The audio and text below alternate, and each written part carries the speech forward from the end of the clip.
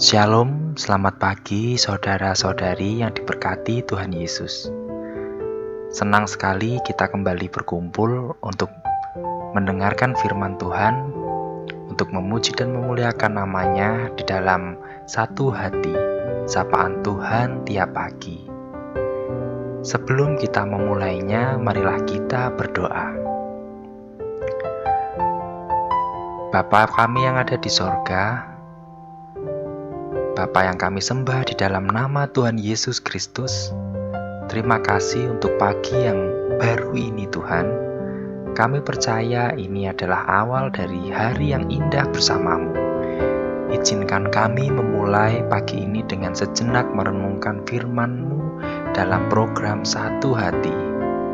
Kami percaya Roh Kudus sendiri yang ada bersama kami saat ini untuk mengajari tentang firman Tuhan di dalam hidup kami.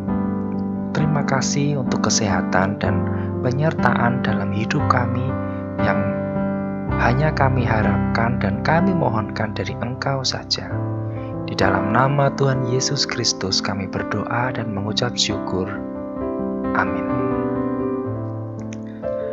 Bacaan Tuhan yang akan dibacakan pada pagi hari ini oleh anak sekolah minggu Saudara Ito diambil dari kitab Matius 26 ayat 38 sampai 39. Silahkan Adik Ito. Bacaan firman Tuhan diambil dari Matius 26 ayat 38 sampai 39. Yang demikian, lalu katanya kepada mereka, hatiku sedih seperti memati rasanya. Tinggallah di sini dan berjaga-jagalah dengan aku. Maka ia maju sedikit, lalu sujud dan berdoa. Katanya, ya Bapakku, jikalau sekiranya mungkin, biarlah cawan ini lalu daripadaku. Tetapi janganlah seperti yang kuhendaki, melainkan seperti yang Engkau kehendaki. Demikian firman Tuhan. Terima kasih Adik Ito.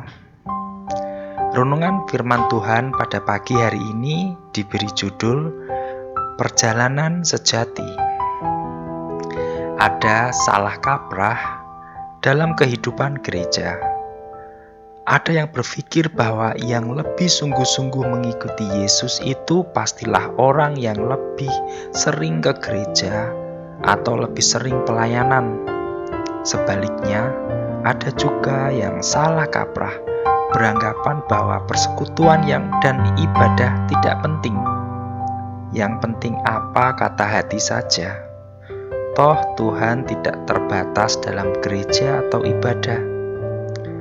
Lagi pula, kini orang bergereja cukup secara daring.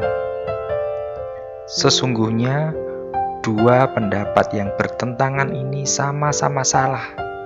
Mengapa? Sebab mengikut Yesus ditandai bukan hanya dalam angan-angan atau pikiran saja, harus diwujudkan.